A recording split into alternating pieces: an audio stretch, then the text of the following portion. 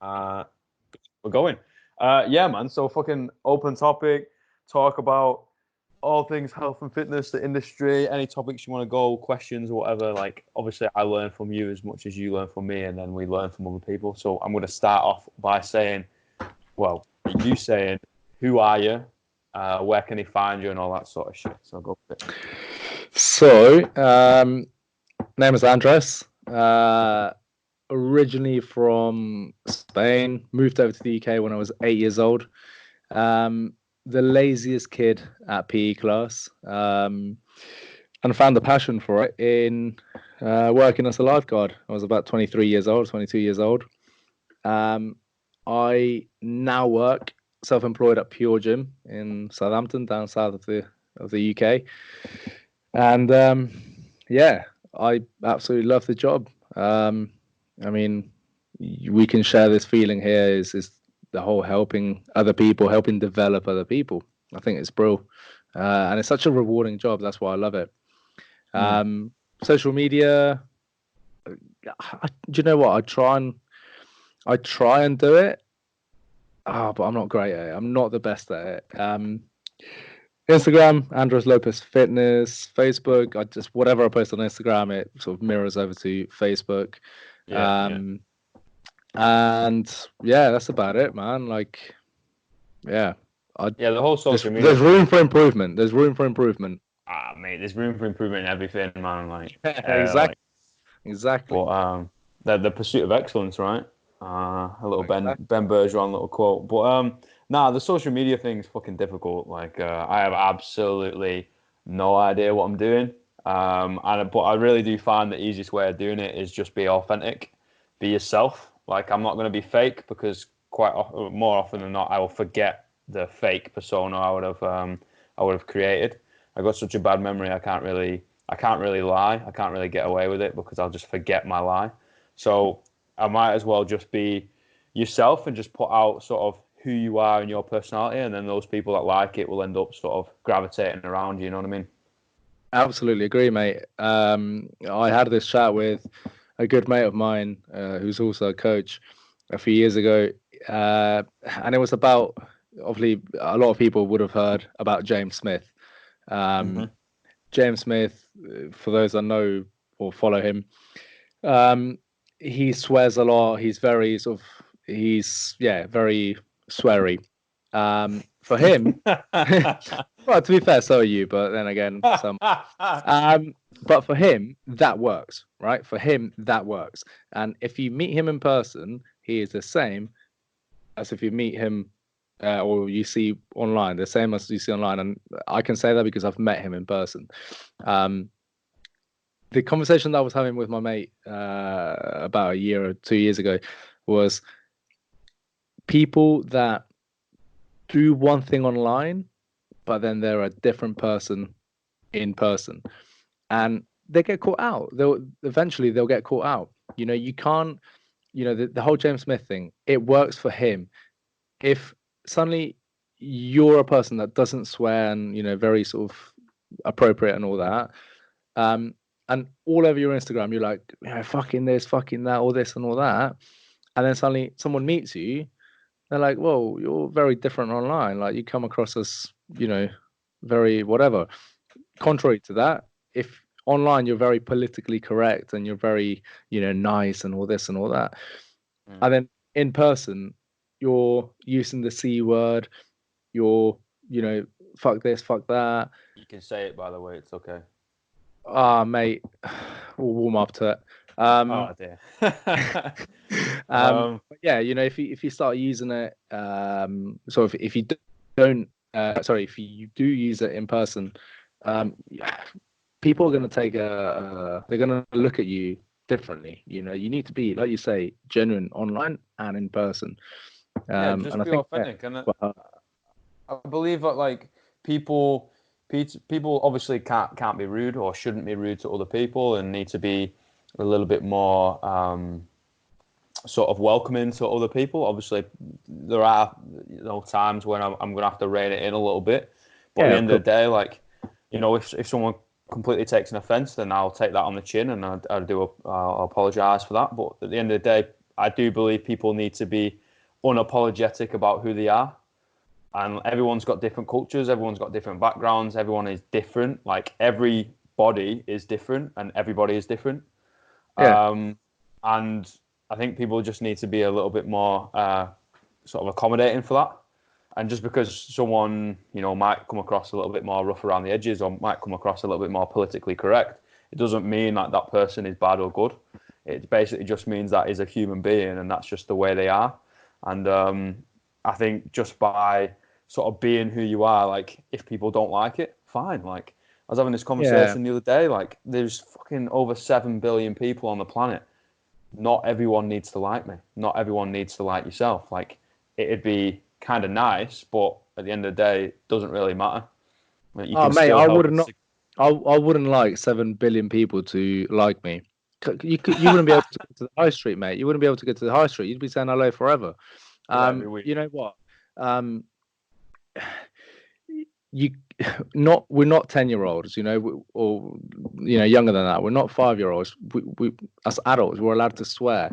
And if you get offended because someone has used the word fuck in conversation, then mate, you probably need to condition yourself to life a little bit more, because if that offends you, wait till you grow up. Wait till Yeah, you man. become an adult. You're going to be really in trouble.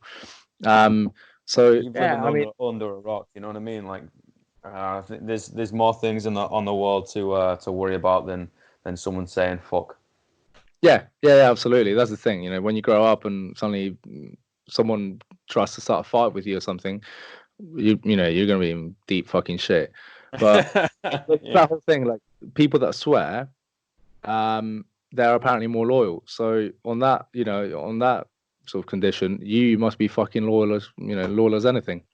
Um, No, I'm just I've passionate, yet to man. hear one of your podcasts where you don't swear. I'm waiting for that day. I don't actually think it's even in the intro one where I think it's like 2 minutes long. Yeah. Um, I'll start a podcast I'm by pretty saying sure you what's up. started. I'm pretty sure you started that podcast by warning people. I think I There's, probably did. Yeah, yeah, I think you probably started did. that podcast by warning people that you swear a lot. So there you go. But at the end of the day, man, like that's me.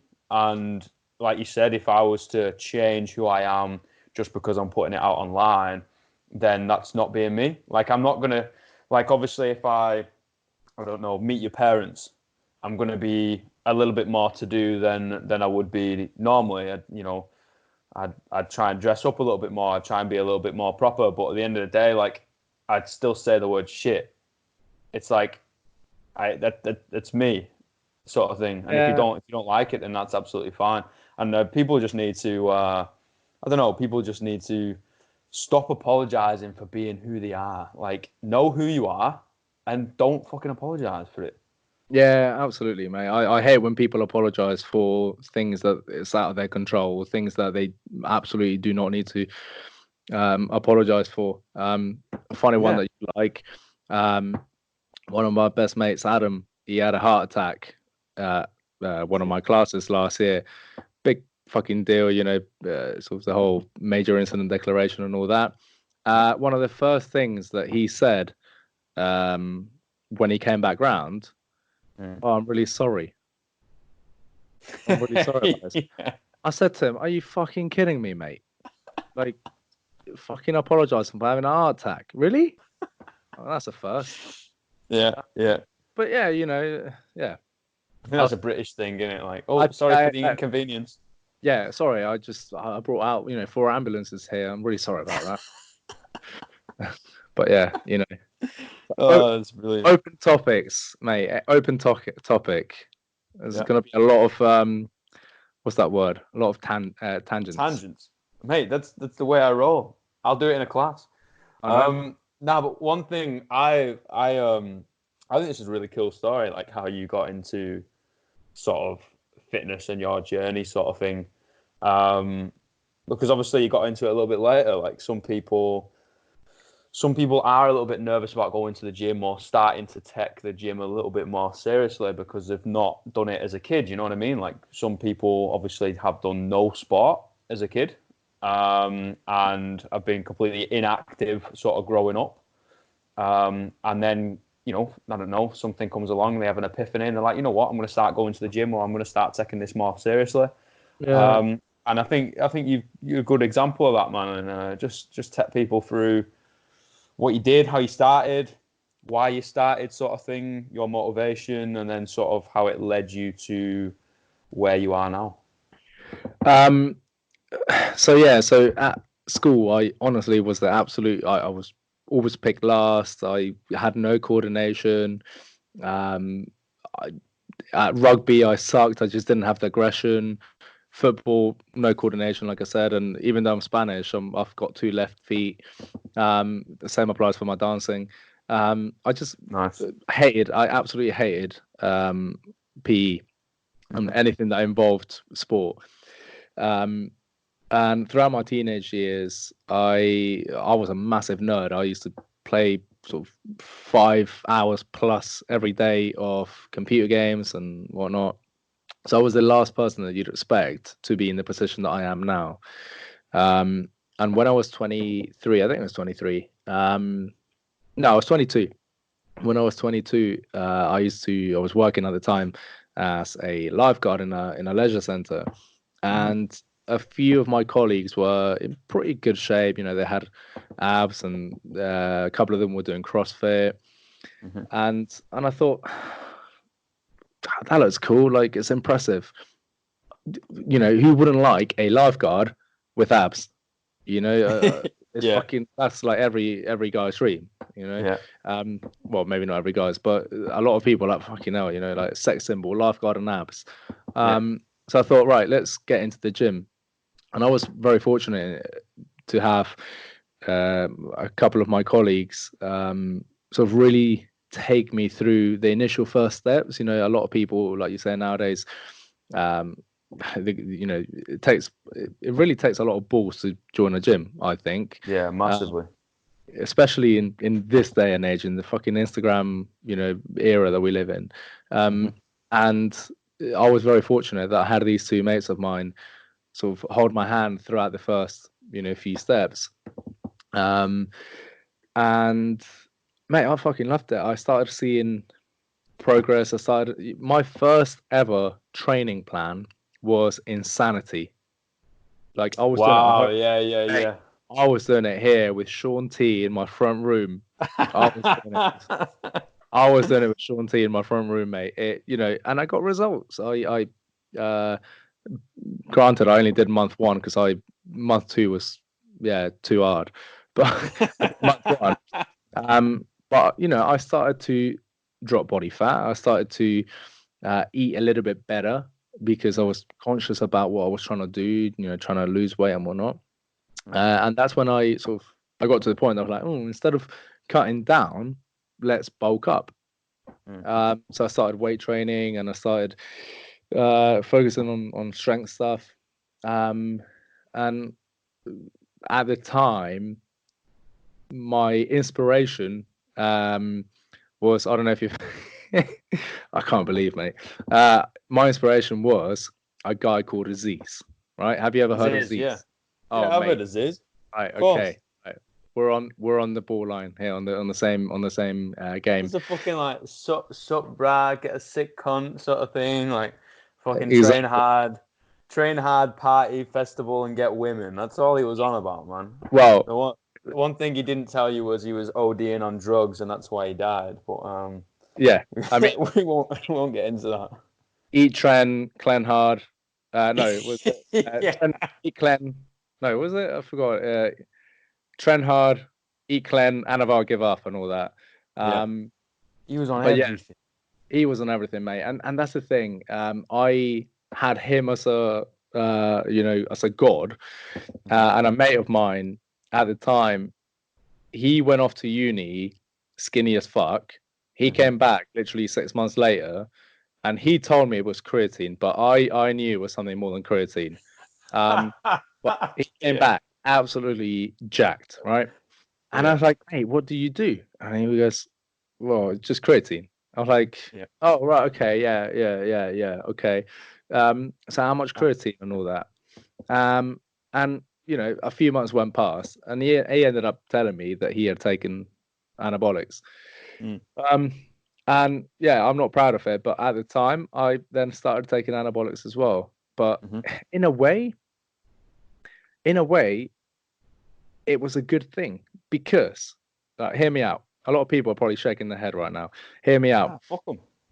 I, because I took them, I was very rigorous with my nutrition, Mm-hmm, my lifestyle, mm-hmm, my training. I did everything from the word go, from pretty much the moment that I started weight training. I was counting calories. I was using my fitness pal like an absolute like like to the dot. I was using my fitness yeah, pal to perfection, counting mm-hmm, calories, counting carbohydrates and protein, and carb cycling, and experimenting with different protocols of dieting. And I was reading a shit ton of content online. mm-hmm, Um, yeah, I was absolutely doing everything at the time to perfection. mm-hmm. Um, except Mate, obviously, I yeah, don't think you can. Even if you look back and think, I kind of, you know, shake my head at what I did. Like it kind of links to what we were saying like offline before we started sort of recording this. Is like if you fuck up, but you've learned from it, then it's not a fuck up. yeah, Like you I agree. said, Yeah, obviously yeah, you've built that base physically through taking some from anabolics. Like that, obviously that's quite a sort of tangible and visual byproduct of taking it. But the amount of studying you did, the amount of experimentation you did, the amount of lessons you've actually learned through going down that path, it can't be seen as a negative thing, man. oh, And mate, yeah, yeah, you might not preach it to clients. You might not want to do it now, or whatever. But it's like at the end of the day, you've gone down that path, and people might just go, Andreas, shake the head, sort of thing. I'm like, well, hold on a minute. I've learned lessons from A to G because I went down that path, and now I'm better for it. You know what I mean? exactly that, mate. And because I took anabolics, I thought, oh, it's a great idea. Let's compete.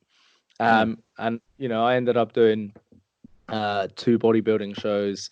But in between those two bodybuilding shows, I did various sort of bulk cut cycles. And, mm-hmm, in that time, I learned so much about nutrition. I learned so much about training, progressive overload. Basically, I learned all of the fundamentals of bodybuilding. mm-hmm, Um, so when it came to now, if I look back at that, I know exactly what training to do to build muscle. I know exactly what type of nutrition is required and the level of dedication is required in order to gain muscle and mm-hmm, or lose fat. mm-hmm, So a lot of PTs, they come into the industry. um, they read a lot of things online, like pretty much everyone else nowadays. They read a lot of things online, mm-hmm, but they don't have any actual experience. They've never been 5% body fat. They've never mm-hmm, had a proper bulk. They've never done a proper progressive program. They come in full of knowledge, but they've never actually done it. They've never applied it themselves. And something that I always say to all of my clients is everything that you're doing, I've done. mm-hmm, You're trying to bulk up, I've done it. You're trying to cut fat, I've done it. You know, you're trying to strength train, I've done it. You're trying to train for hypertrophy, I've done it. So everything that I've prescribed to my clients, I've tried and tested. yeah, And I know what that feeling is. I yeah, know what it is. So I think, yeah, like you say, it's a blessing. Yeah, it's a taboo subject, and um, you know, yeah, it's frowned upon, blah, blah, blah, blah. Cool, deal with it. But do I do them now? No. Would I do them now? No. Um, the way that I look at anabolics nowadays is if you're competing, you need them. It's not a case of, um, oh, I'll try and do them without, mate. You're gonna get absolutely pissed on if you go into a show without having taken anabolics. and Uh, this is bodybuilding show, right? Just to Yeah, clarify. bodybuilding show. Yeah, Yeah. bodybuilding shows. Mm-hmm. So it's Fuck, I forgot what I was talking about. No. Whether you need Yeah, it or not. yeah, you only really need it if you're competing. If you don't need it for health and fitness, as you know, as the way most people see it. The problem that I have with anabolics is this: we live in a time of everyone trying to be someone that they're not. Hmm. Um, I refer to it as the Instagram generation. And I can't really talk much about it because I'm in the Instagram generation, but I'm older and wiser than sort of the people coming through now, I guess. Um, the Instagram generation or the Love Island generation, you know, they're trying to be someone that they're not actually.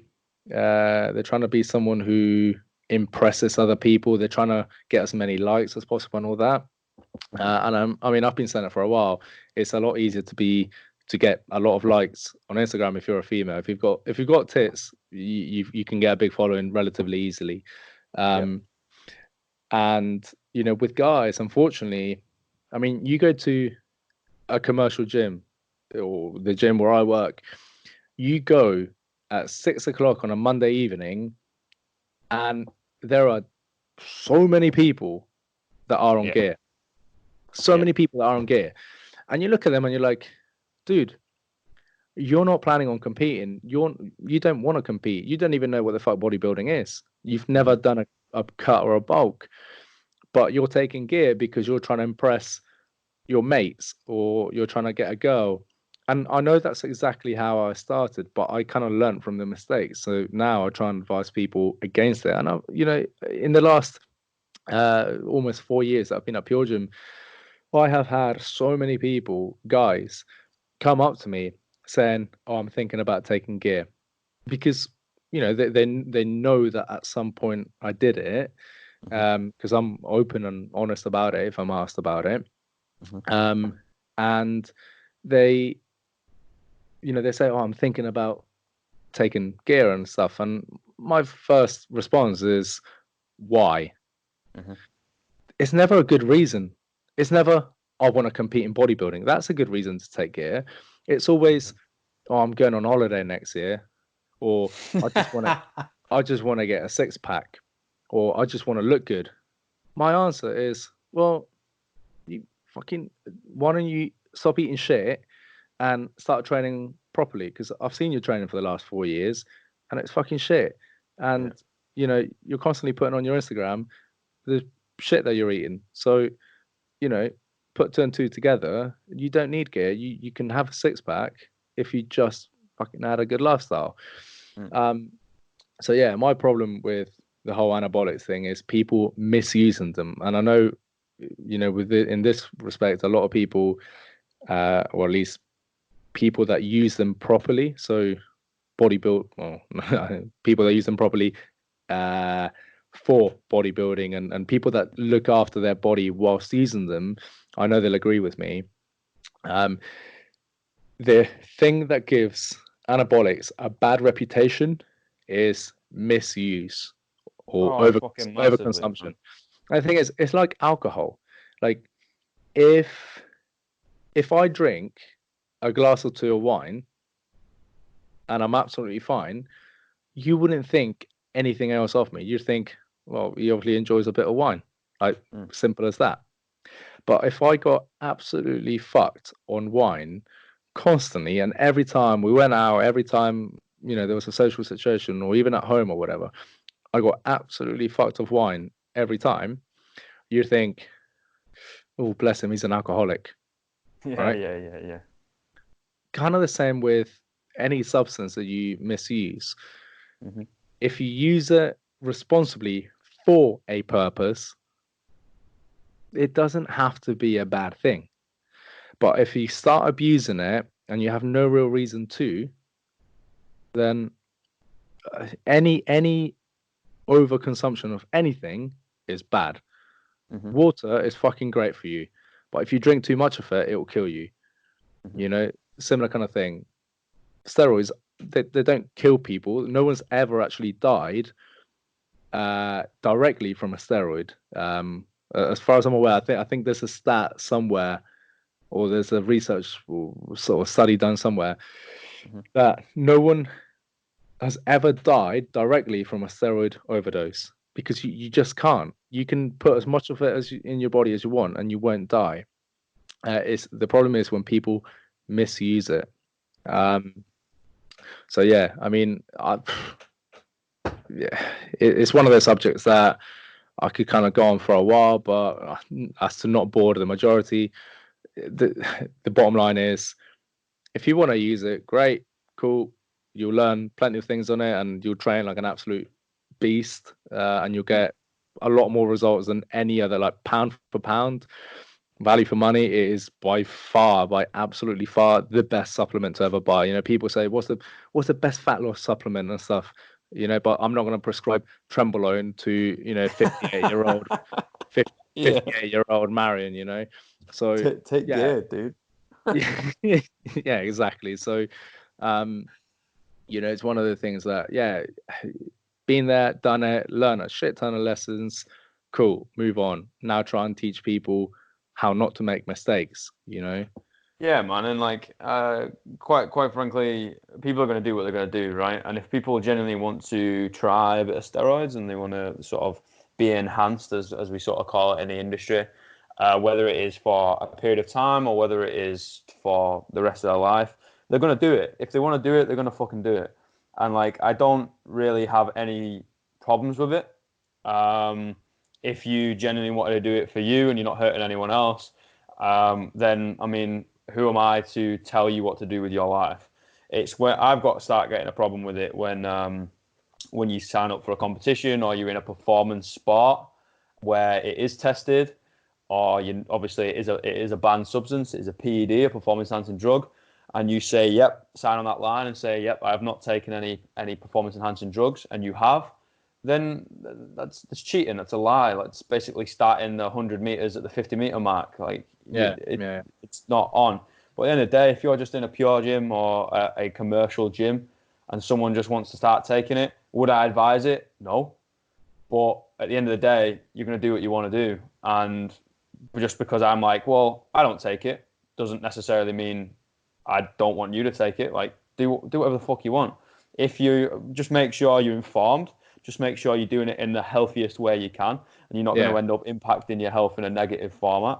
But the thing is, like, people think of this all the time. This is something I was thinking of the other day. Like, people think of this all the time. Like, you have to be like Instagram model worthy to look attractive, right? Oh, Just mate, because it's attraction is not looking good on Instagram. oh mate, But honestly, like, it's that's another tangent. Finish what you were going to say because that's another tangent. I was just gonna say, like, it's plastered everywhere, right? I mean, for on the guys, you've got like Steve Cook. That is a fucking beautiful man. Oh, mate, Like, he's a he's he's gorgeous. beautiful man. Like, we got Channing Tatum, fucking Ryan Reynolds, like all that shit. And obviously on the ladies' side, you've got all the ladies as well. And I mean, now it's just becoming the fucking thing where you wear basically a G-string and promote your skinny tee, and you make millions and millions of pounds a year. Hey, So I've tried obviously, that. Didn't work. oh wow, skinny teas, skinny Hey, coffee's where it's at now, mate. I, Skinny no, coffees. I tried the whole G string and selling the skinny tee, but it didn't work. Didn't make sense. Oh, I I wonder didn't make why. sense, Maybe mate. because your balls were hanging out the side. They're not pretty, man. Yeah. You know what I mean? Like, put them away. I don't want to see that shit. And anyway, like, people have a sort of thought in their mind that they genuinely need to be like fucking supermodel, like in body stature to be attractive. And I'm like, okay, let me just stop you there. If you don't train, right? You don't pick up a weight, you don't train. You're just active, you kind of move around a lot, you walk a bit, sort of thing. You look after your nutrition, so you eat a balanced diet, healthy or whatever. Um, and that's it. You are going to be more attractive than 95% of the people on this planet. You know what? When I was bodybuilding, Yeah. the biggest I got was 96 kilo, relatively lean. So I, and at I six was that foot, weight at 13. all right, mate. But I I mean, wasn't. I wasn't you're from the relatively north, lean. mate. You were drinking gravy protein shakes. Um,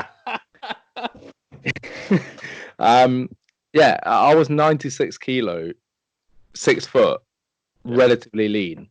Yeah. I was a big guy. When I cut down, I was 86 kilo at 5% body fat. And Ugh. I can't, 5% body fat measured accurately, not using fucking impedance testing. Yeah. Um, Yeah. and I was a relatively big guy. And at the time, that's the thing, steroids, they change your mind. And I'm not afraid to admit, I was a huge narcissist. Um, Mm. I used to walk around thinking, fucking, I lift so much weight, I'm so good. Um, I got abs, like everyone's looking and all this and all that. Mate, I used to be that bellend that takes his top off in the middle of the commercial gym. I was that bellend. Yeah. Um, and yeah, at the time, I thought that I was the dog's fucking bollocks. Um, and yeah, it makes you narcissistic. It Mm. makes you narcissistic. It makes you into a bad person. Um, but yeah, it skews the what's actually real life in respect to um, through Instagram. Well, before I go into that, finish what I was saying. When I was at my sort of best looking as such, I Mhm. thought, yeah, everyone looking at me, like all the girls and all this and all that. People that knew me back then that know me now, and even people that didn't know me back then, but they saw pictures and stuff, all of them say exactly the same thing. You look so much better now than you did back then, because I Yeah, was man. unattainable back then. As much as girls, you know, fucking love the whole, Steve Cook and Channing Tatum and all that. I mean, Channing Tatum and Ryan Reynolds and all that's an attainable body. Okay, a lot of hard work, but naturally that's attainable. Um, the people that take steroids that think, or they take it to get girls, that most girls generally find you repulsive. Hmm. Literally, most girls find you repulsive. It's impressive, and they're looking at you because it's impressive. You know, not often do you see a bloke walking around at 5% body fat with veins the size of a hose pipe running through his arms. It's impressive, but girls don't actually find it attractive. Hey, Um, that is the point that I was trying to get it out of you, and I was just waiting for it. It's fucking impressive, but it's not attractive. Like, women will be impressed by it, but I guarantee you, if you're walking around with thick skin, right? So you're 5% body fat, you're absolutely shredded, you're moody as shit, right? But you're absolutely shredded and you've got veins like a hose pipe. I guarantee you, you will get more attention from guys than you will from ladies. right, true story. I went to EDC, which is a music festival. It used to happen in Milton Keynes until it got cancelled. Yeah. I went in 2015. I wasn't even at my biggest then. I was, sort of just about beginning. Mm. Um, I went to EDC with the whole like Z's, Yeah, yeah, yeah, fucking thing yeah, about it, like stringer vest, cap, fucking all these shitty dance moves and whatnot, bum bag and whatnot. yeah. I went like idolizing him, expecting, yeah, all these girls are gonna fucking love it. They're gonna wanna, you know, like my attention and whatever. Yeah. Shit, all I got was blokes walking past going, nice pecs, nice abs, how much you bench? I shit you not, mate. I shit you not. I had the whole night of blokes saying that because girls just didn't like it. Yeah, it's impressive from a distance, and a few of them were like, "Oh my god, let me touch, let me touch you," but they don't actually want to take you home. Yeah. Um, and yeah, And, it was and just literally and just guess all what? blokes. Guess what, fellas? Like, because most of the people that end up listening to this are actually blokes. Guess Your what, dicks fellas? have been When you shrink. are, huh? Oh, maybe you weren't going to say that. No, I was gonna. No, I was gonna say something else. No, I was gonna say fucking if you are that lean and you are that deprived of some actually quality, not I don't want to say quality nutrition, maybe enough like sustenance, and you are that lean, guess what's going to happen, boys? Your dick ain't going to get hard. Yeah, that's the other one. Well, I mean, Like, yeah, and if it I've does, it ain't going to be impressive, and your mood is going to be shit. Your libido is going to hit the floor. It's not going to be at a normal level. Never mind, like thriving. Like you will feel better, and you will end up performing better. I mean performing. I mean actually just expressing your personality when you feel a bit better. When you're a little bit thicker, and I don't yeah, mean be a fat motherfucker, and that's how you like need to walk around. But if you genuinely are that lean, that dick ain't getting hard, mate. mate. I mean, I never really had that many issues with that, but side of Yeah, things, sharing good. too much, whatnot. Well, open conversation. What the Of hell? course. Um, yeah. So here's the thing. Whenever I did it, when I was on steroids, Mm-hmm. everything that I did was absolutely correct. Okay, so in Mm-hmm. respect to you, I did a fuck ton of research before I put anything in my body of what that thing did, how it did it, why it did it, just everything. Okay. Mm-hmm. Every few months, I'd go to the doctors and I'd get a full blood test just to make sure liver enzymes and blood testosterone and cholesterol and everything was okay, blood pressure was okay. I did a full blood test Mm-hmm. every few months.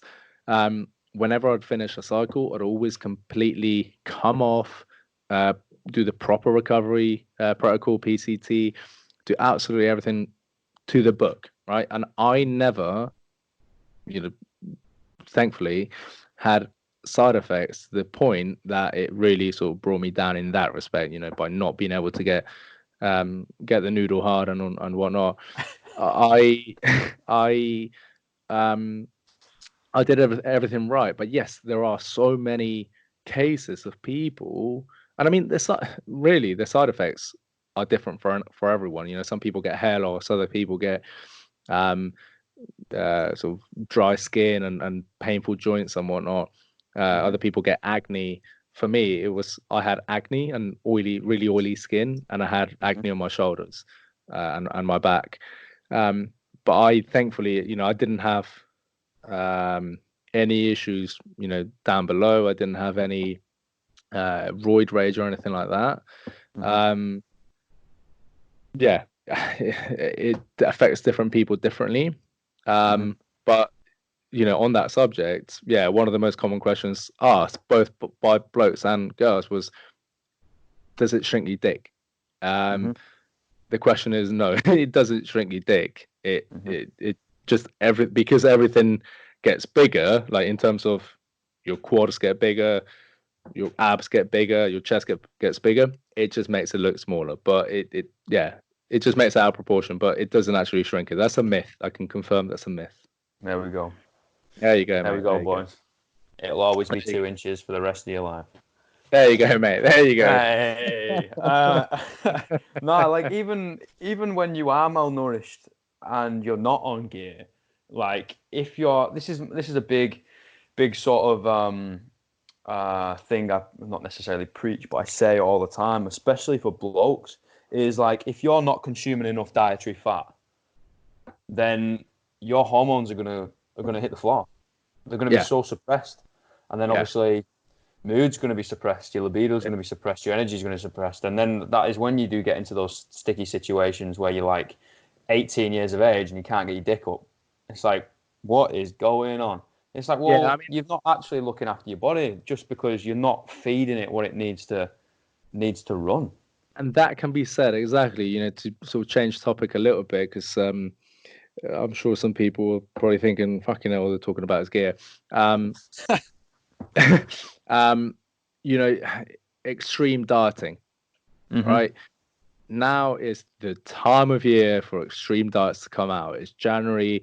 Everyone wants to be on fat loss and everyone wants to, sort of look great and whatnot.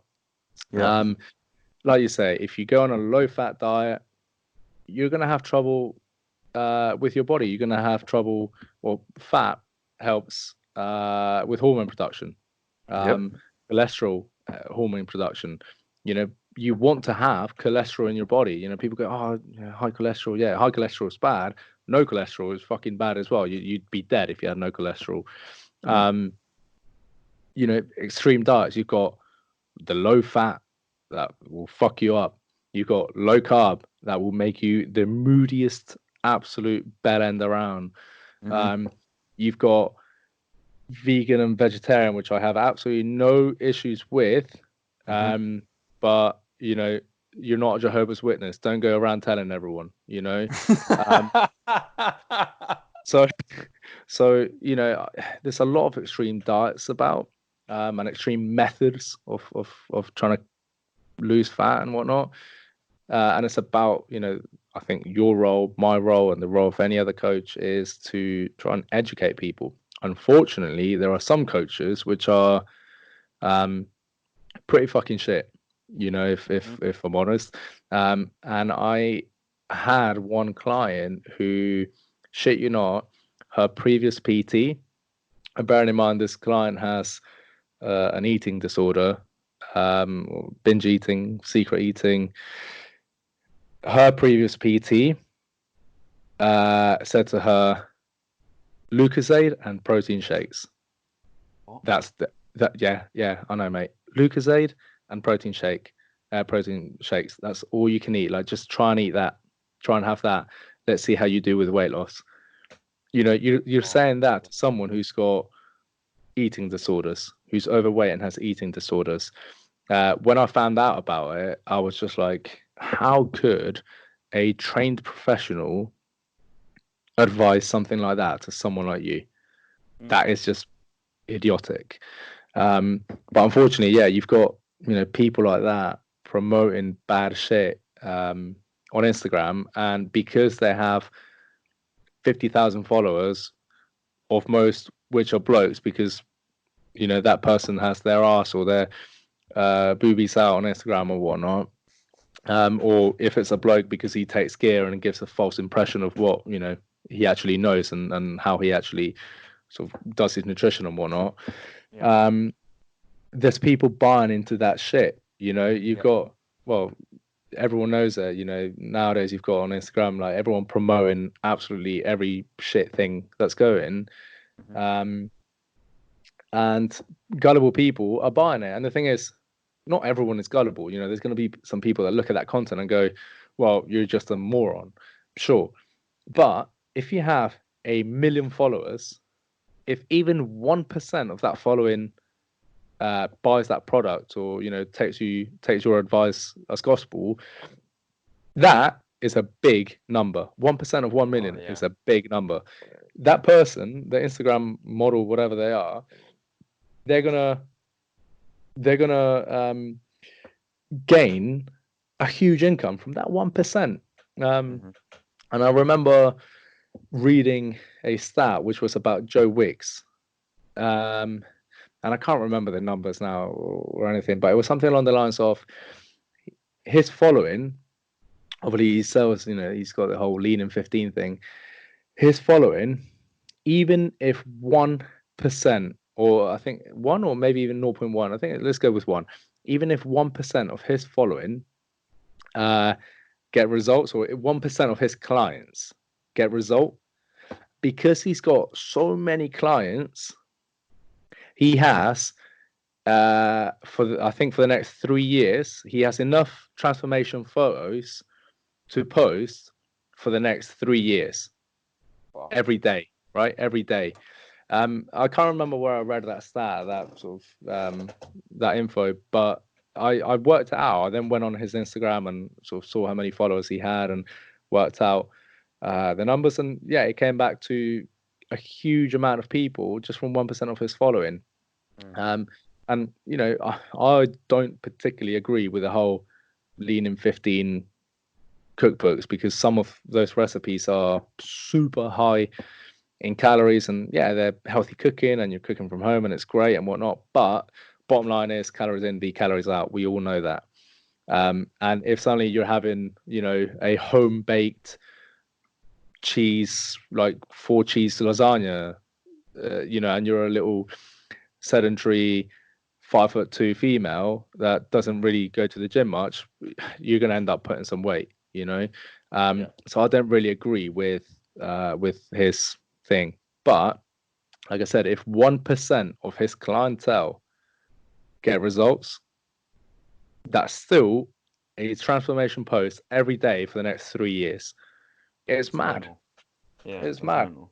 But it just goes back to the whole thing of like authenticity, and just all you got to do is put out what you believe and put out like what like valuable pieces of information, and it will eventually kick off. Like it might not take, 2 weeks or a year, like all these people are, because they are trying to sell you something, or they're trying to preach something, or sort of sell a shortcut or anything like that. But it will fucking work, man. Because and the sort of clients you do get will be again authentic, and they'll get real lasting results. And I always say, like, I'm in my job, I'm trying to make myself out of a job, if that makes sense. So I don't Yeah. want a client to be dependent on me for the rest of their life, because then they're just a robot and they're just blatantly following me. Like, I don't have followers, man. I'm not fucking Moses. Like, I just know a little bit more about this topic of life. Like, there's a shit ton of other topics in life that I know nothing about, and take me out of that environment and put me in another environment. Then I'll be the student, not the coach, or the athlete, and not the coach. But like in this environment, I might know a little bit more, and all I'm going to do is preach and practice and show and teach all the things that like I believe. And then if they want to, they can stay around. But if life takes us in different paths, i.e. I've moved to New Zealand, or i.e. someone's moved, or they've changed jobs, or they can't afford it at the time, or whatever, they have the pieces in place to be able to do it themselves. Yeah, I agree, mate. I always compare myself to a driving instructor. I teach you how to drive, and then once you've passed your test, you're off on your own. You know, you don't Yeah, need me anymore. yeah, And for me, it's job complete, it's job done. When a client says to me, "I'm moving away," I'm stopping PT because I'm moving away, or I've hit my goal, whatever, and then I see them down the line, months and even years down the line, and they're still, like applying everything that I've taught them. And I caught up with one of my clients, an old client, about a week and a half, 2 weeks ago. He moved away due to work to London, and he's now in Brighton. He When he came to me, he was skinny as fuck, and he wanted to put on weight. He By the time he left, he trained with me for about a year and a half, year and a half. By the time he left, he had gained something along the, I think it was like 9 or 10 kilos of body weight. decent. He looked fucking great. Like he looked Yeah, really, really, really good, right? And all the training that we did in that time, we went through 5x5 strong lifts. We did hypertrophy based stuff, nutrition. We spoke a lot about nutrition. He constantly moaned at me about how, oh fuck, how much, there's a lot of food here. It's like, well, yeah, you got to eat, mate. But the results yeah, in the end were great. And I caught up with him a few weeks ago, and I was like, how's life? How's training? Yeah, great. I've just started one of our old programs. I'm doing it. And I'm already seeing results and blah blah blah. And it's great, mate. It's great that these people can move on and sort of act on what they learned from us. And yeah, ultimately, man. like you say, we want to get put out of our job. If everyone in the world knew how to live healthy and happily, and you know if they wanted to lose weight, they knew about calorie tracking, and they knew about restrictions and food restrictions and whatnot, and about programs and periodization and all that. If they knew all that, then fucking great. I don't need. We wouldn't have clients, and our Yeah. job is done. Our job is done. Um, but yeah, there'll always be people that need guidance. There'll Yeah, always be man. people that need It's it. one of those industries that will never die. The health industry will never die. Like medical Yeah, care will never die. Like entertainment will never die. There's some industries in the world that are always evolving, yeah, I and they'll agree. never sort of they'll never go. But I mean, yeah, it's definitely like a barber, a hairdresser. barber. Yeah. That's for the rest of mankind, and womankind, to be politically correct as well. For the rest of Yeah. life, um, we will always need barbers. We will always need um, now personal trainers. Mm. But 20, 30 years ago, personal trainer. What the hell is that? What Yep. the hell? My girlfriend's grandma, when she asked, when she first asked me what I do for work, oh, a personal trainer. She said, "What's that?" And I said, "Oh, I work in a gym and people pay me so I can train them." And her Mm. response was, "People pay you for that?" Yeah. Yeah, the thing is, 50 years ago, personal training did not happen, or more recently than that. Yeah, personal training was not a thing. But Mm. from now on, yeah, it's something that health and fitness is just going to evolve and evolve and evolve. And it's going to end up being a massive, massive thing. It already is, but it's going to end up being a massive thing. And I think having a personal trainer nowadays, it's seen as almost as a like having a mobile phone. Everyone's got a mobile phone. Everyone's got a personal trainer. Yeah, Um, man, and the oh, relationship, you also need to you're basically a counselor as well, man. Like the oh relationship yeah, you build with that person or that group of people is it's yeah, beautiful, man. Like yeah, you get to know their life, they get to know your life. You help them out, they help you out, and like it yeah, goes deeper than I want to try and get you stronger or yeah, make you lose weight. Like we have the opportunity to impact people's lives on a daily basis, and I am still starstruck, absolute starstruck that like someone would genuinely come into a building and want to listen to what I have to say yeah, about how to look after their body. yeah, Like the biggest compliment you can ever be given is being entrusted with someone's health. Like you only ever have one body, and your health obviously can be undulating. You can have periods of you're really healthy, and you can have periods where you're less as healthy. But like that is the biggest compliment, in my opinion, someone can ever give you. Like I trust you with this one thing that I'm got for my life. yeah. I And agree, like mate. it I agree. still blows my mind, man, that people want to even like fucking coming over here, man. Come over here and I'm talking to people and they want to know what I have to say and they're interested. I'm like, hold on a minute, what? Like you're interested in like what I have to say, and that for me is like massively humbling. I think And like people in New Zealand, they're just trying to work out what you're saying, mate. I think that's probably it, mate. Yeah. But yeah, Uh, actually you spoke about this in one of your previous podcasts, I think, about how you're not just a personal trainer, you're a therapist. You're the first person that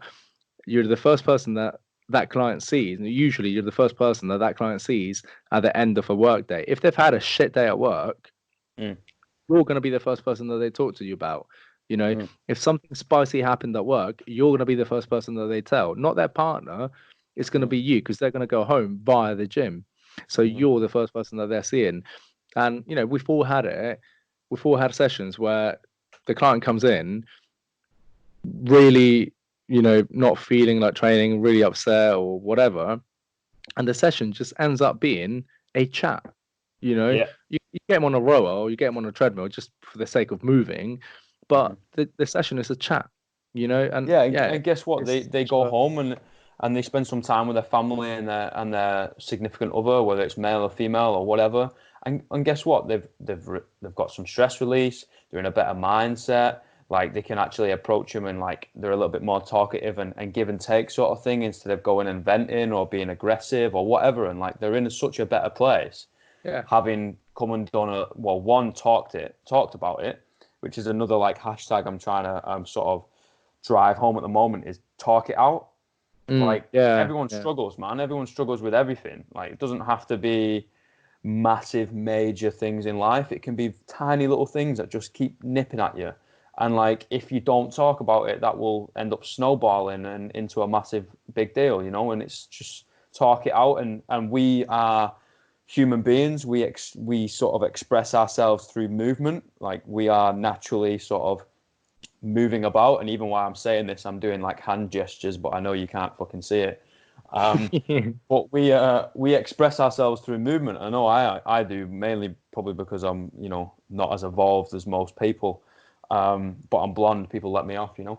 Um, but we express ourselves physically, and being able Yeah. to come into a gym and have that trainer and basically hit those two nails and kill two birds with one stone, and then go home, you're in such a better mindset. But one thing that I ask people, and I'm very, very curious, one, because it'll in turn help me out, and two, it helps obviously other people out, is all day, right, mate? All day we help other people. We give probably way too much of ourselves to other people. One, because we love to do it. Two, because we're passionate about it. And three, it's our fucking job, for Christ's sake.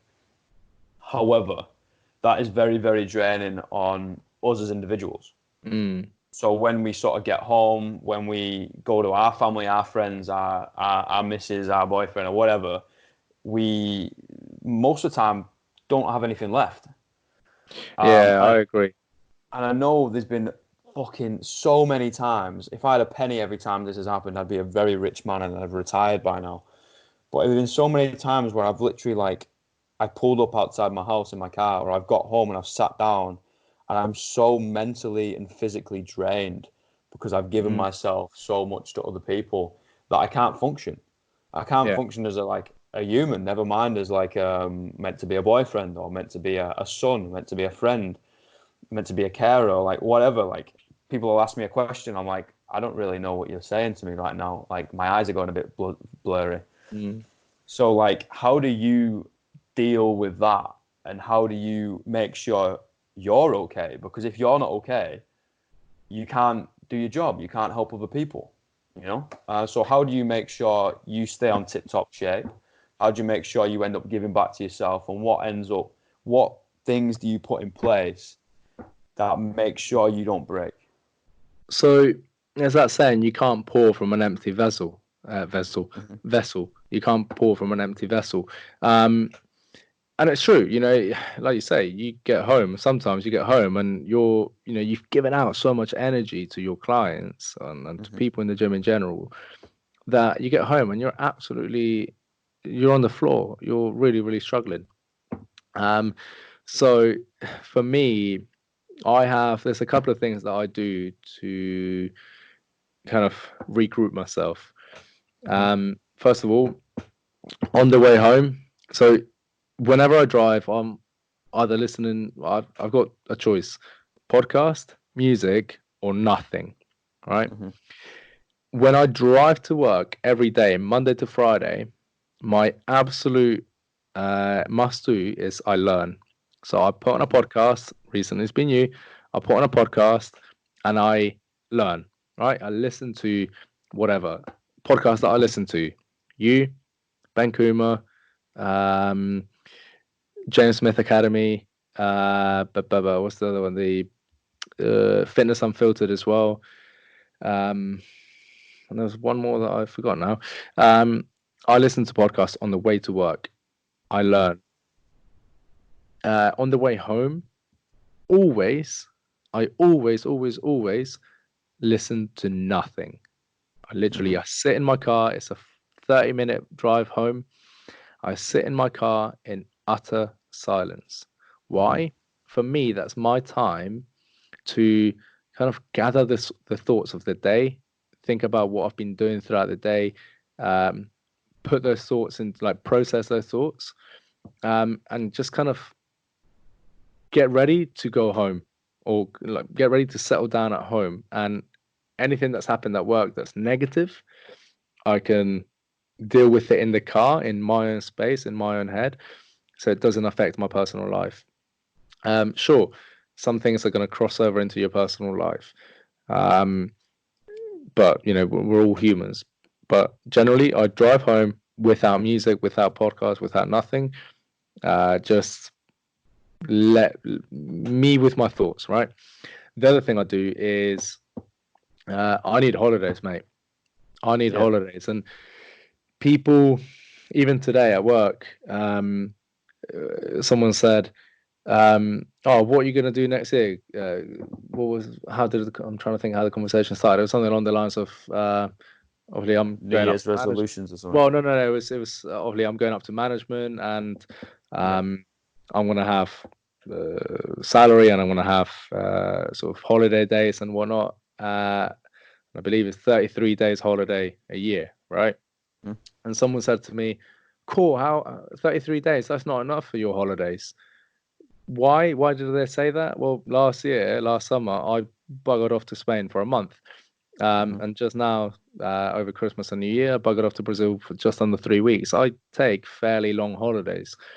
Mm-hmm. It's not because I want to sit on a beach and drink coconut, although that's what I did in Brazil. But the reason I do it, the reason I do it is because I mentally need it, physically as well, because as you know, you train, you beat your body up, and you need a rest. Occasionally, you need a rest, like a Mm, full rest. But it's more mentally, mm, I really struggle between New Year and summer because that's a long ass time between New Year mhm, and summer.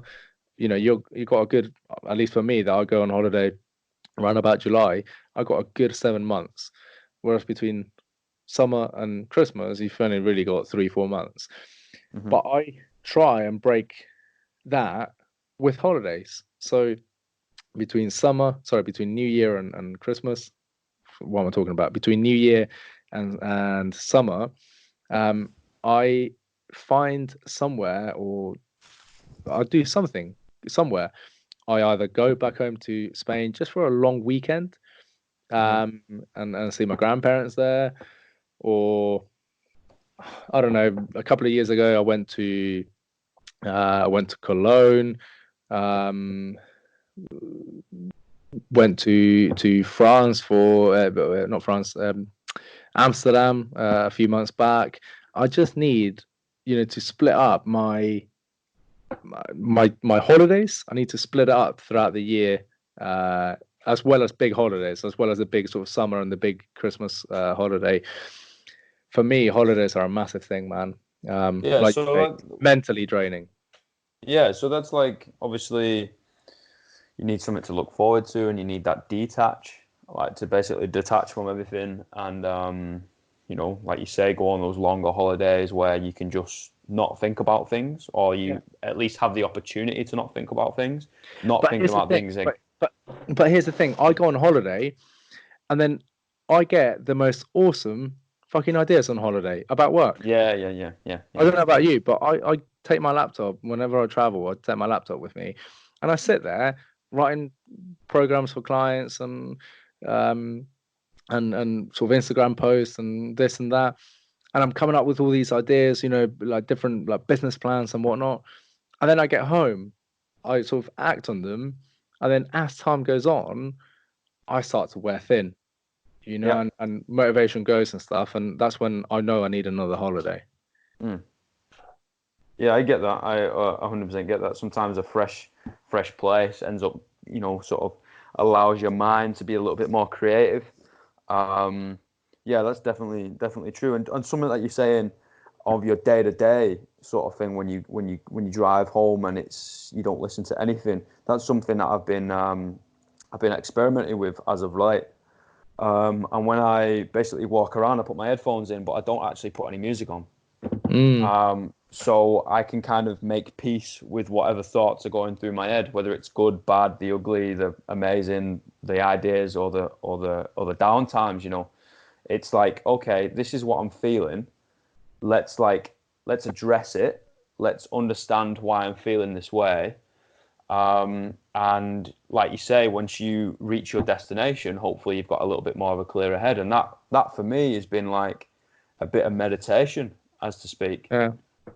And you can kind of wind down from the day. So yeah, definitely like being able to just not block things out, but just allow whatever's going to go through your mind to just go through your mind, but not to put any other external sources into it. You know what I mean?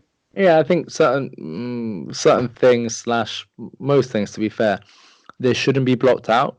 You just Hmm. need to process them properly. You Yep. just need to. It's kind of like having a lot of paperwork, and you just need to file it properly. Certain things go in certain folders. Yep. Same kind of thing. Not necessarily block things out, but just Hmm. deal with it correctly in your own head, in your own brain. Yep.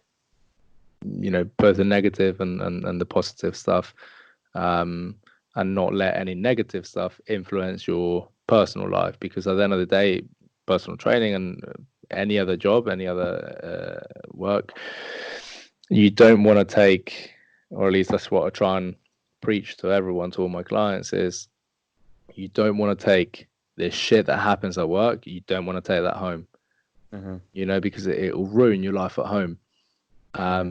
So, I think learning how to deal with different things that have happened throughout the day, I think that's super important. Super important. Yeah, definitely. And like mental health is physical health, and physical health is mental health. Like they go hand in hand.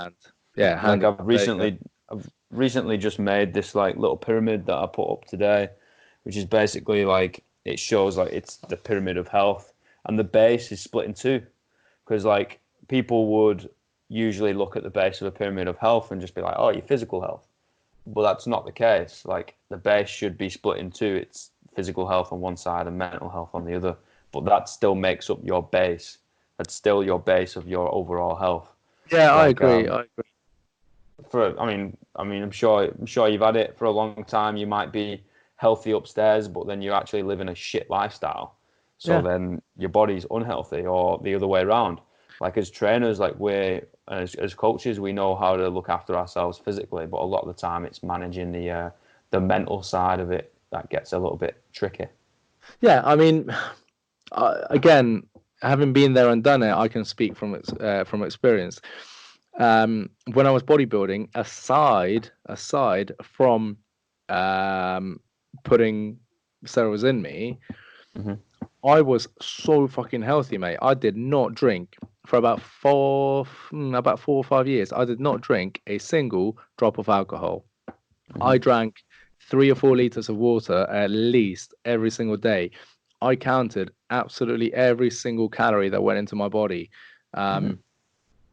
Everything that I did was healthy. However, upstairs, I was so unhealthy. I had eating disorders. I was not calorie, secret eating. So occasionally on cheat meal, it spilled over onto a cheat day occasionally. And because I didn't want people to know about it, I'd secret eat. I'd sort of come home with a full bag from Lidl. I remember, dude, a full bag from Lidl full of like cheesecake, blocks of cheese, pizzas, cereals, I've and done shit that. like that. Mate, Done that. I'd be home, literally stuffing my like eating. I mean, if someone saw me, they'd think, "Oh my god, this man's never eaten in his life before." I'd be eating like out of pure desperation. And then I'd hear the front door going, and everything that was on the kitchen counter, I'd literally scrape into the bin, shut the bin, and by the time the person, my mum, would get sort of home, into the kitchen, I had swallowed my last bite, and there was no evidence of food. She'd walk in and goes, "You all right?" Yeah. "Yeah, I'm all right." "Why aren't you in the kitchen?" "Just don't know." Like secret eating. Binge eating, mate. I smashed, and I'm not kidding about this. I smashed 10,000 calories in the space of an hour and a half. That is a good, decent Mate, effort, man. that the dude from Mountain View Food would have been proud of that one. That Yeah. was 2 Domino's pizzas, Ben and Jerry's ice cream, cookies, chocolate bar, 2 cheeseburgers, all within an hour and a half, all within a drive from Southampton to Lymington, where I live. And about half an hour in Lymington of eating. Honestly, it was fucking amazing. But it was unhealthy, right? Oh yeah. Contrary to that, now upstairs, I'm in a great place. I am in a real good place upstairs. Body wise, could be better, but I enjoy a donut, and I enjoy a pizza occasionally. Yeah, I haven't got, the same body that I had when I was bodybuilding. Nor do I want it. Because I know the amount of things that I have to give up that I enjoy for that. I enjoy going out for dinner. I enjoy having a drink. Hmm. Not often, but occasionally I'll have a drink. I enjoy going to the beach or going for a walk or something. If I see somewhere that sells an ice cream, I'll buy it. I'm Hmm. known, for the whole Magnum thing, a Magnum a day that keeps the doctor away. I Yeah, have yeah, a lot of ice cream very, very frequently. Um, I enjoy it, but I'm not willing to sacrifice 95% to gain 5%. It's about hmm. balance. Upstairs, It is. I'm in a good place. I'm healthy. Downstairs, I'm healthy as well. I'm not unhealthy, but I enjoy life. I enjoy life. And I think that's what it's about. And it's about teaching that to clients because ultimately, what we do, what we teach is what we preach. Yep. Not always, not always. I know PTs who they preach all this shit and all this and all that, and they go home and they mong around, they don't go to the gym, they don't train, and they're overweight themselves. I know PTs like that. But most people, most PTs, they are a reflection of what they preach. Um, and it's so important for me and for my clients and for you and for your clients to um to show people you can go to the gym. Well, you can go to the gym and train. You don't have to be an athlete. You don't have to go fucking 3 times a day, 7 days a week. Because people often, I don't know about you, but they say to me, "Oh, it's easy for you. You work in a gym." Yeah, I work in it. Oh It doesn't mean, man. hey, I don't live in the gym in terms of like I don't train every moment that I'm in the gym. I'm with clients. If I'm not Yeah, training. if anything, it makes it harder, because you're Yeah, always around that environment, so you want to leave, you don't want to yeah, stay there, and then yeah, also like you're doing shit, like, and something that I say to people all the time is that I get that question a lot actually, or that statement like, oh, you can train whenever you want. It's like, well, no, I have to train when I can, and sometimes I have to train in the morning, and I fucking hate training in the morning. yeah, Like my body does yeah, not feel ready to train in the morning, but sometimes if I'm going to train that day, I've got to do it in the morning. yeah, yeah. That's the thing, mate. Um, And people think that for us it's easy to keep in shape, but for me to keep in shape, it's just as hard as for anyone else to keep in shape. mm, The difference is that I find a way to do it. hmm. But I try and portray that, and I try and show people the same thing.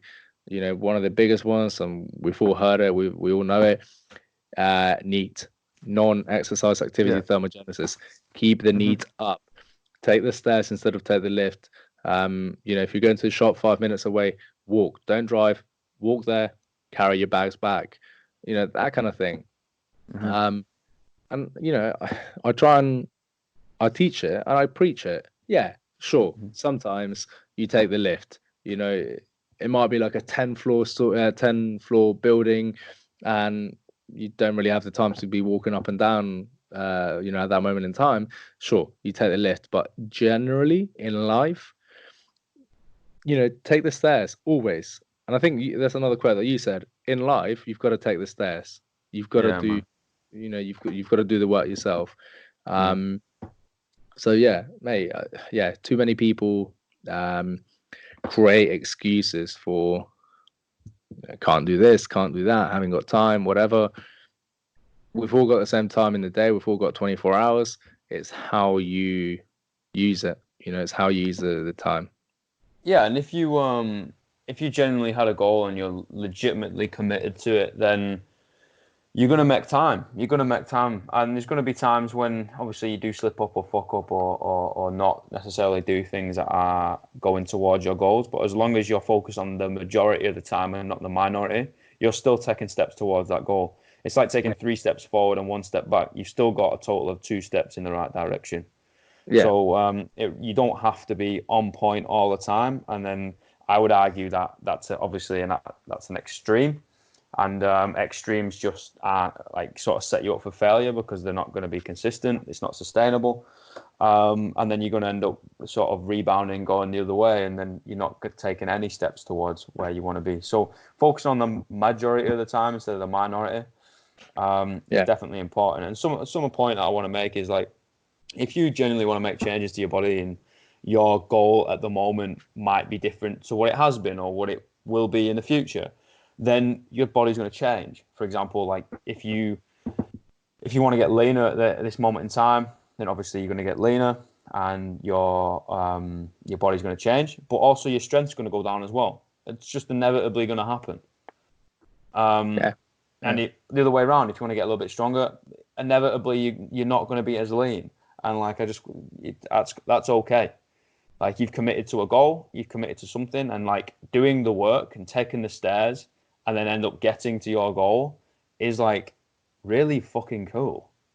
Or just do CrossFit and you'll get leaner and get stronger, eh? Oh, here we go. Here we go. That's not a dig, mate. That is not a dig. I genuinely It's a cult, respect, you know? mate. I genuinely respect CrossFit. Massively respect CrossFit. But it's awesome. You know, obviously, I coach it, so I'll believe in it. But there's a lot of things within the old school methodology of CrossFit that I don't believe in, and I don't sort of see eye to eye with. So you know, it's finding a happy medium. And I say this to people all the time: like CrossFit ain't exactly cheap.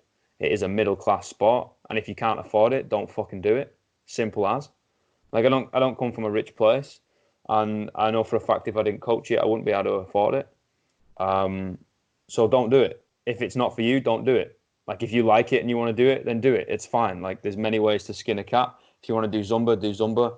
If you want to just walk, just walk. If you want to be a bodybuilder, be a bodybuilder. Like it doesn't fucking matter. We're all in the same bubble of health and fitness. We're all doing the same things. It really doesn't matter which way we do it.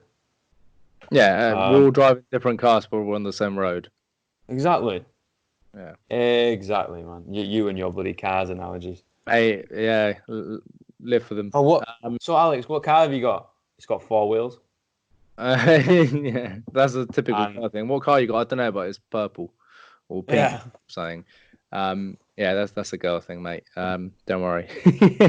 No, but yeah, I massively respect CrossFit. They have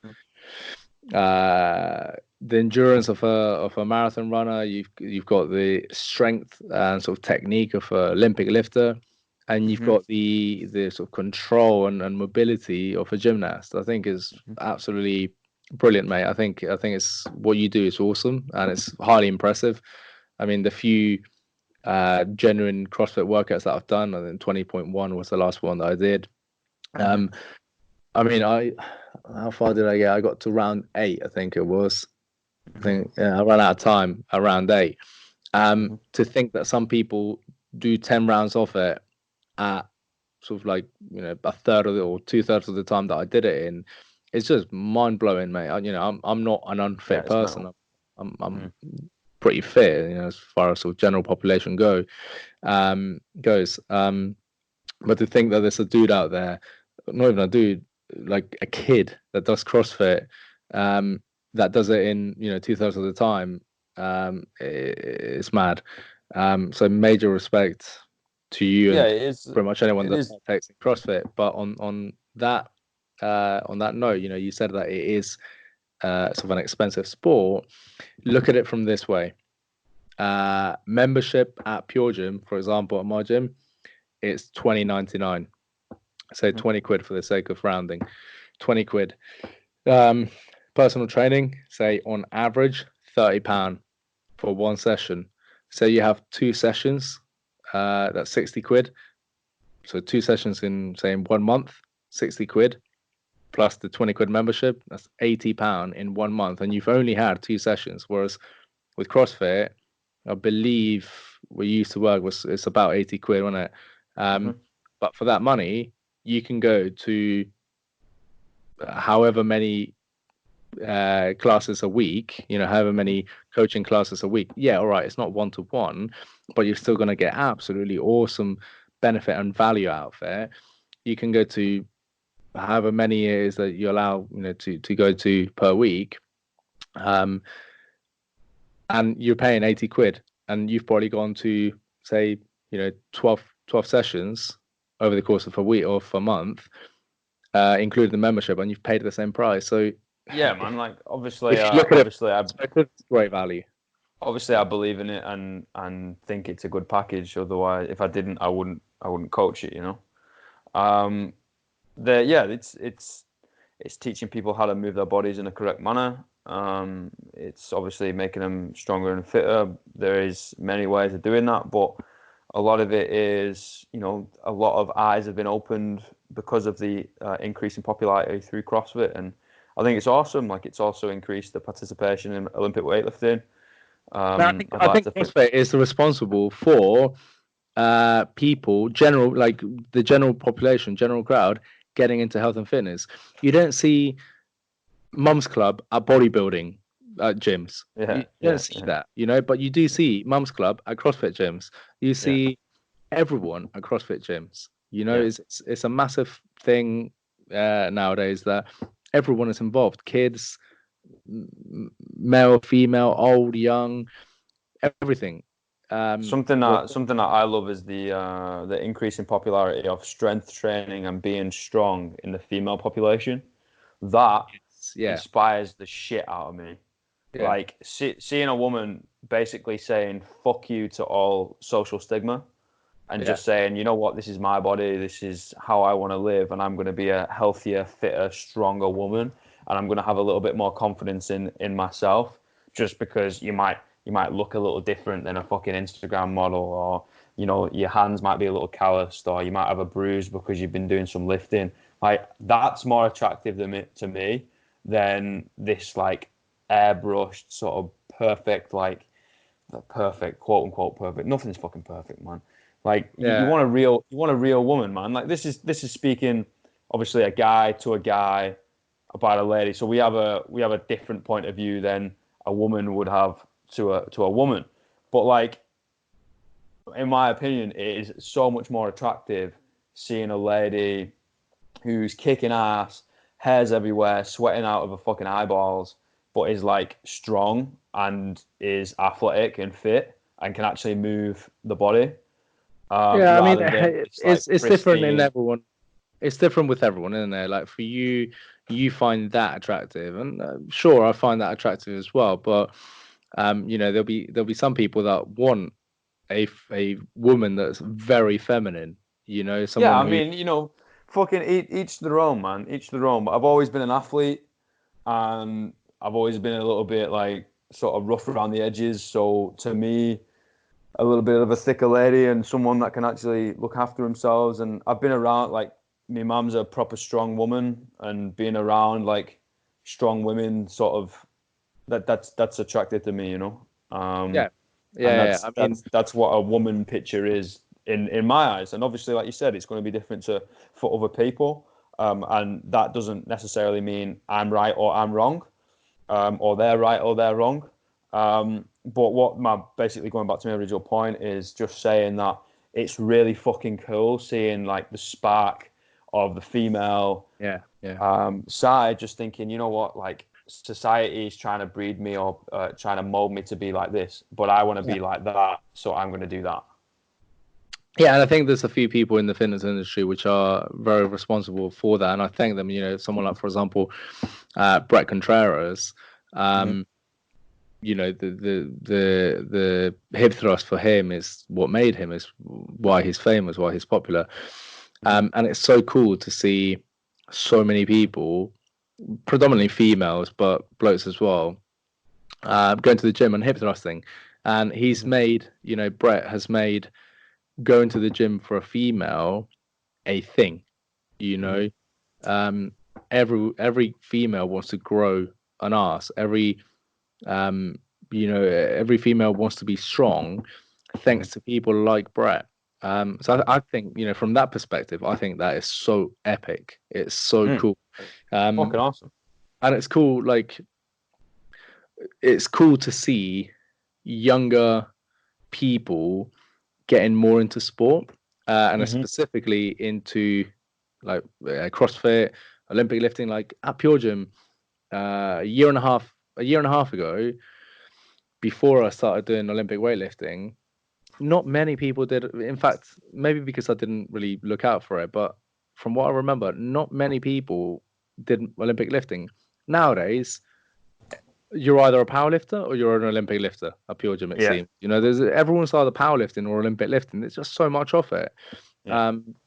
And I think that's really cool to see, you know, the younger people coming through and getting into sport and stuff. And fuck, you know, it makes blokes look better because, you know, they're in better shape, and girls look better because they're in better shape. Like when I was 18, I looked like fucking shit. Now 18-year-olds are ripped, you know. Mm. Yeah, it's a great thing. But I do think, like I said before, CrossFit is hugely responsible. Even today, I had a message from a friend of mine on Instagram saying, CrossFit, what do you know about it? And I said, well, what do you want to know? She said, I Mm. want to do it. And I said, all right, go to a CrossFit box then, and you know, you'll be better advised there. Yeah. But you know, everyone wants to do CrossFit. Like everyone wants to get into it. Mm. So I think, yeah, I think it's an awesome thing, mate. I think it's an awesome thing to see young people get into sport, and specifically weightlifting. Yeah, man. Strength training at a young age, like I think it's an awesome thing. I really do think it's an awesome thing, and I'm hopefully I really want to be able to do this in the next 10 years. It's a big goal of mine is to get back into the UK scene and through schools, start implementing some legislation through government and through councils, and like actually get schools involved with strength and conditioning. Yeah, I Because think that's an awesome idea. yeah, the schools that are involved or do have, there are some schools that have specific strength and conditioning coaches, but they're fucking private schools, man. Yeah, And it's like I've had enough of this divide of the aristocracy and the rich and the upper middle class and the upper class thrive and have all these opportunities. Whatever they wanted to do, it's there on a plate. And everyone below them have just got to grind to put food on the plate, never mind anything else. And they just ended up I a think cog. weightlifting teaches you how, if you work hard, Yeah. get result. If Yeah. you work hard, you get results. Yeah. You know, it's one of those things that you can't buy strength. You can't buy technique. You Mm-hmm. can't buy a good body or, you Mm-hmm. know, health. You can't buy health. So it teaches you from a young age, if you consistently do this and you work hard, you're going to get great results. And that will Mm-hmm. transfer over to anything in life, work, relationships, anything. It will Yeah, and transfer. they're gonna get stress release. They're gonna be like again, they're gonna be able to deal with any sort of psychological pain they're going through with whatever physically. They're gonna end up increasing their body awareness. They're gonna increase their athleticism and their power to then actually be translated into their given sport, i.e., like a team sport or an individual sport or whatever. Like, I think it's time that the UK pulls its fucking thumb out its ass. Like, there's a massive sort of academy sort of level in America and over in Australia, and there's things in place that basically coach kids from a young age so they don't get injured, and it helps them. And yeah, most of them won't end up doing professional sport, and that's fine, but they'll be a lot more successful in whatever they end up doing because they've gone through that sort of training and that discipline and all that things going up as a kid. But you are those people that do end up going into pro sport, they're going to be freaks. Yeah. And Yeah. Well, it's a win-win sort of thing. And I really don't understand, and it's annoying me, and it's annoyed me for a long time, and I'm very, very passionate about it. And we'll see what the UK and the government and the council do when they get like a quite passionate northerner that swears a lot knocking on the door. But we'll see what we can do. they'll probably call the police, mate. But They will, yeah. They will. the problem with kids weightlifting, I think it's even though, you know, the benefits of weightlifting are out there and, you know, everyone knows about it and stuff, is a big thing about kids weightlifting, isn't there? In my opinion, let them weightlift as long as they're doing it properly, as long as they're following, good technique and not, as a kid. I don't know. I've never trained a kid, but don't fucking get them doing, a 1 rep max or something. Don't absolutely kill them. Don't beast them in the gym kind of thing. But as long as they're lifting with good technique in a safe environment, it is awesome for a kid to do that. And there's the whole like, oh, it's gonna, prevent them from growing and whatnot. Stunner's How, growth, yeah. mate, how many midgets do you see about? They go, oh yeah, I started weight training when I was 10. It just doesn't exist. Like small Yeah, people. You know what I I'd mean? tell people I'd be 6 foot if I never squatted, Yeah. You know what I mean? Although Yeah. my dad's 5'9" and my mum's 5'4", but no, I'd be 6 foot if I never squatted. No, it doesn't fucking work like that. You know what I Yeah. mean? Like That's the thing, that's mate. not it's not how the That's the body works. that's the thing. Um, And there was research done by Dr. Aaron Horschig from Squat University, analyzing about or talking about kids and weightlifting. And there's no actual research that shows the growth platelets being affected by weight training. Like kids will still fucking grow into full grown adults, like as tall as they naturally will be anyway, regardless of whether or not they weightlift or not. Like you say, if your mum's 5'2" and your dad's 5'8", you're not suddenly going to be a freak of nature at 6'3", exactly. The fact that you're, weight training and you've been weight training all your life and you're 5'8" or 5'9", I'm well, yeah, 5'10". you're Thank you very much, you 5'10". motherfucker. There you go, mate. I wasn't trying to I'm cut a you I'm a short. I'm above average height, so there we go. That's You're all that above matters. average. Oh, mate. Well done, you. Well done, you, There you mate. go. That's what you strive for in life, right? Just above average. Just above average. Just above. Yeah, exactly. Yeah. No, Well, I couldn't give a six shit foot about is a height, golden man. mark, isn't it? 6 foot is a golden mark for a bloke, isn't it? I don't really care, man. Mate, do you know what? I'll let you into a secret, and now it's out in the public. I'm not actually 6 foot. You're 6 foot, mate. I'm 5'11.9. I 5'11". tell you what. I tell you what. Yeah, weight training doesn't stun your growth, but you do lose height over the years. I don't know whether you agree with that or not, but before I started weight training, when I was about 2021, I was 183 centimeters, which is 6 foot. I am now 181 centimeters. I have lost 2 centimeters, which has pushed me below 6 foot. And I put that to the fact that heavy weight training, naturally, you get compression in your spine and it will make you a little bit shorter. Like You heavy will. squatting, for example, it will naturally make you a little bit shorter.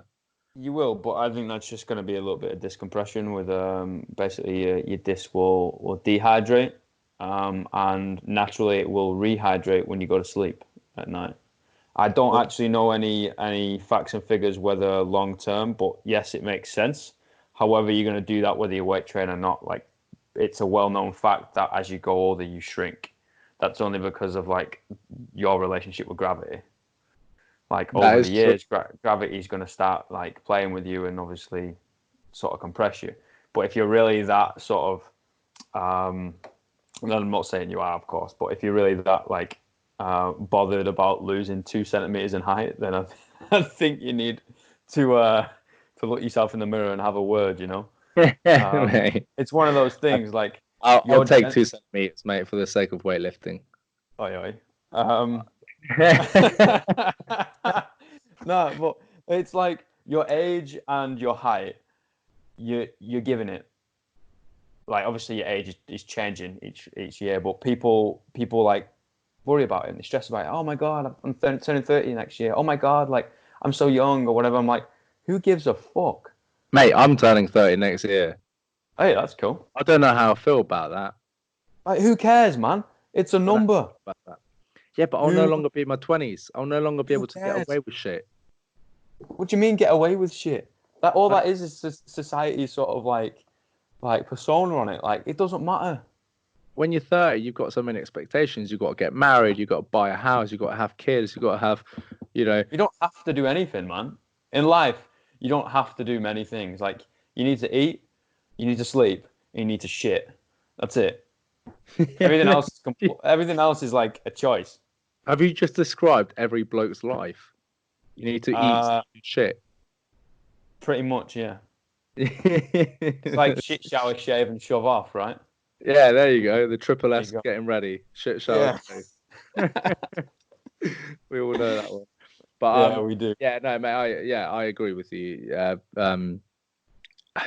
It could be due to age. I don't know, but I put it down to weight training on the basis that I have been. So I was 181 centimeters when I was 21, and my first competition in bodybuilding, which was about a year and a half after I started weight training, I was 2 centimeters down. So in a very short space of time, in about a year and a half, I lost 2.5 centimeters. So, or 2.5, 3 centimeters. So yeah, no, not 2.5, 2, can't even count. 2 centimeters. So I put it personally down to weight training, but like you say, if people are going to go, oh no, I'm not going to weight train because I don't want to lose, an inch and a half inch, then fucking get a life. Come on, it's only an inch. Come on. Yeah, it's only an inch. Oh dear, you gotta get skilled with that 1 inch less, mate. But yeah, I mean, just enjoy the training. Don't look at what ifs. What if? Just enjoy it. Life is stressful enough as it is. You know what I mean? Like worry about the important things. Like don't fucking stress yourself out about the tiny things. Yeah. You only get one life, and in the whole subject of getting older and whatnot, you'll never be as young as you are right this second. Yeah, it's weird thinking about it that way, isn't it? Literally every second you're alive, you're aging. And if you think about that, you'll end up very, very upset for a long time. You'll end up very fucking upset. So just enjoy whatever happens. I joke about 30 next year and stuff. I don't give a fuck that I'm 30 next year. Yeah, cool. Like I'm not gonna be in my 20s, so I won't be able to get away with being, cheeky in a way, and whatnot. But I couldn't give a fuck, mate. Apparently, in your 30s, you have the best years of your life anyway, because you've got kind of like the youth, but the experience as well. So, if anything, I'm looking forward to it even more. So yeah, you just got to enjoy life. If you sit at home because you're scared of getting old and you're scared of going outside in case a satellite falls on your head, you're never gonna have fun. You're never gonna have fun. Get out, do things, and we started the podcast talking about my mate Adam, who had a heart attack last year in May. He is in his early 30s, and after the incident, as we refer to, after the incident, he fucking he started life again, and it made me realize, him being down made me realize that could happen to anyone. That could happen to me, man. And if I go now, and if I stress about shit, if I whatever, and I go now, I want to be dead, very unhappy. Whereas, if you just enjoy things, and my pocket is empty because I don't give a fuck, and there's no fucks in it. If you care too much about things, you end up not enjoying yourself. And then when something happens that takes away the opportunity for you to enjoy things, you live in regret. You live in regret. Yeah, man, 100%. And like the way I see it is, when you go, it's your time. Like you don't have a say of when your book's been written where you are now. You know what I mean? Like whenever you sort of leave this place is when you're supposed to leave this place. So it's already been written. So I don't fucking worry about whether oh my God, I need to cross at a zebra crossing because I might get hit by a truck. It's like, well, no, obviously you're going to check both ways, but like if I do, I do. It's my Yeah. time. Yeah. And Yeah. like Yeah. I mean, if I don't wake up in the morning, I wasn't supposed to. yeah. So you just got to I mean, enjoy the time that we're here. a lot of people. I asked this question to a few people actually. If you had the chance to, would you find out how you're gonna die? If you could, go to one of these people that read your future and whatnot, and they could tell you how you're gonna die and when, would Mm. you want to know? No. Yeah, I think that's the obvious choice would be no, and that's what I would say as well. Mm. But yeah, some people, I've had some people say to me, "Yeah, I'd like to find out why." If Because like you're gonna live thinking about that, and it's always gonna be in the back of the mind. It's gonna yeah, influence the decisions you're gonna move forward with. And like, at the end of the day, whenever whoever's upstairs, whether it's some sort of like energy, higher power, God, whatever you want to fucking call it, man. Like whenever something just says, "Okay, Alex, like you're done here now, mate. That's your time." Then that's my time. I can't influence that. no, And like no. I even related to I was in a tree once. I was by a canal. I was being a bit of a dickhead. Anyway, I tried to be Tarzan. I thought I wasn't pissed, by the way. I was just being a dickhead. Anyway, like I was just trying to thought I was a kid again. I climbed this tree. Must have got like maybe 15 feet in the air, 12, 15 feet, and I jumped from one branch to the next. And I was going to swing round and go on another branch. Anyway, as soon as my hands hit the branch, it snapped off, and I just free fell. And anyway, I was like twisting in the air, and it was on like a little slope, and the slope was completely concrete. And then basically the end of the slope was the Manchester Ship Canal. Anyway, I land on this concrete on my right side, and it smashed me straight in the ribs, and I end up backflipping into the canal. And I was literally just like underneath the water for a couple of seconds, and I just thought to myself, I was like, "Fuck, like I broke my ribs here." But anyway, like I sort of immerse, stand up, and I'm like, "Oh, it wasn't my time. Like I'm still here," sort of thing. Like that could have easily have killed me. I could have like flipped over. I could have hit my head on that concrete, and it could have been night night. I could have sort of fell too much to the left, and the left there was like a big corrugated metal sheet sticking out. And I could have fell onto the metal sheet and it could have sliced me and I could have been gone.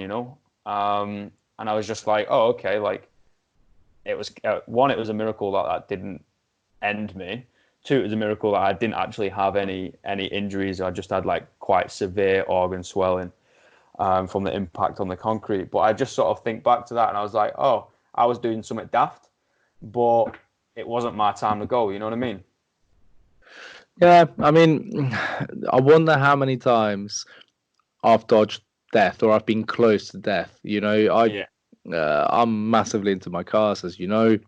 Yeah. Um, I go on track days and around the road, respectfully ish. Hmm. But if it's a very quiet road and it's the middle of nowhere and middle of the night kind of thing and there's no one around, yeah, I'll press on a little bit.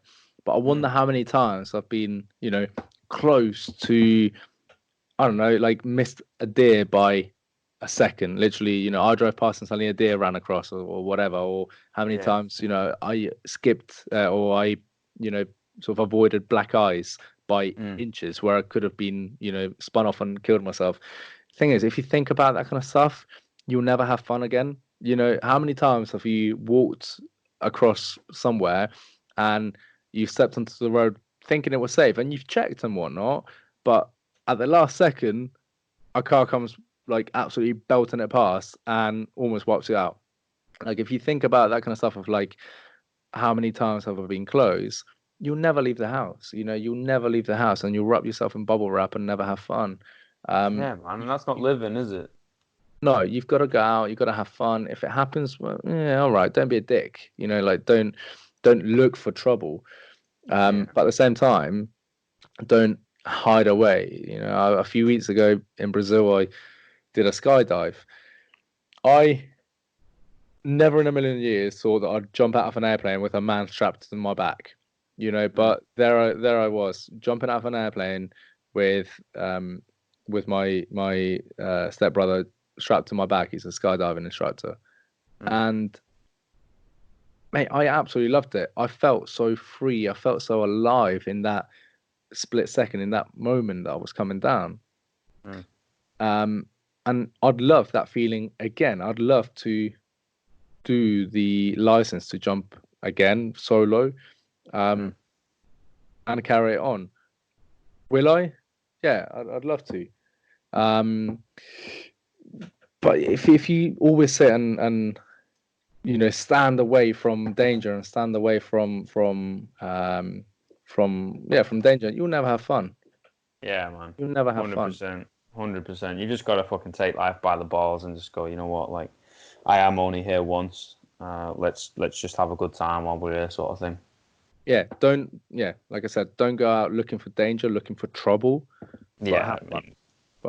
Definitely. I think that's a beautiful way to end it, man. I agree, Fucking mate. Beautiful way to end it. Have fun, dudes. Mate, have fun. Yeah. Fuck it, let's have fun. On that note, thank you very much, mate. Mate, on that note, thank you so much for inviting me to your podcast. It's been brilliant, mate. I've been waiting for this. Oh, behave. Mate, I've been listening to all of them. I love them.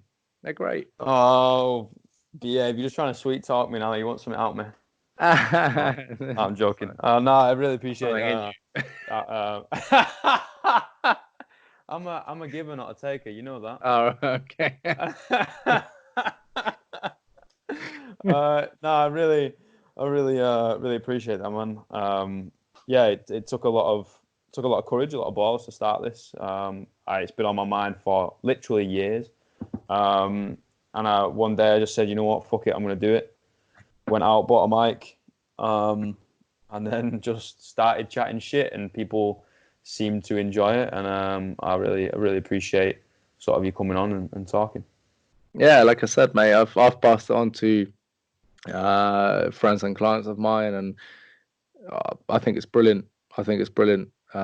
So much so that last night I actually lost out on sleep because of you, because I kept waking up thinking, fuck, like, is the microphone going to be all right? Like, will he hear me all right? What are we going to talk about? I was nervous about it, mate. Oh, please. I'm not that important, mate. Not yet. No, please. I'm just a dude from Manchester. That's all. Just working class like everyone else, you know. Oh, mate. Well, you're doing pretty fast. Yeah, fair play to you. Appreciate it, man. Fucking appreciate it. So just to finish off, like, where can they find you if they want to see that beautiful olive skin again?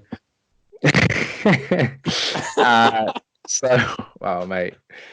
Well, Instagram, AndreasLopezFitness. Facebook is the same thing, I think. Andreas Lopez PT or Andreas Lopez. It's Andreas Lopez Fitness, I think. Yeah, just those two platforms are the ones that I use. I try and put out decent content. I'd love to put out decent content every day, but like I said, I'm not great at social media. But yeah, try and put out decent content. So follow there if you want to know more or see more. And in person, Southampton, you know where it is, mate. Come visit, mate. I was thinking about this. I don't know if I'm going to be able to get back within this 2 years. Like, it's a long way. It's a lot of money. And if I come home, obviously you've got all the familiarities. That's hard for me to say. Mainly because I don't say it right. But anyway, we'll move on. It would be hard for me to leave again, man. So I don't know. I don't know how long I'm going to be here. 2 years is a cap for me. I'd need to move on, I think, personally, just with what I want to achieve and what I want to do. Got some plans for being home and that. But yeah, it's going to be at least another year from now. If not, like, it'll be like a 2 years total max. All right. If not, you got to keep the bed warm for me, mate. I will do, mate. If you come over, like, there's always going to be a space under me, you know. Oh, mate, uh, I love you, mate. I love you. I'm the big spoon, and that is a non-negotiable. We're gonna have. Yeah, go on. All right, there we go then. You heard it here first. Oh no, I appreciate it, man. I fucking appreciate it. No, thank you, thank you. Oh, thank you, sir. Yeah, take it easy, man. We'll catch up real soon. Catch you soon, mate. Take All right, care. mate. Take it easy. Sleep well.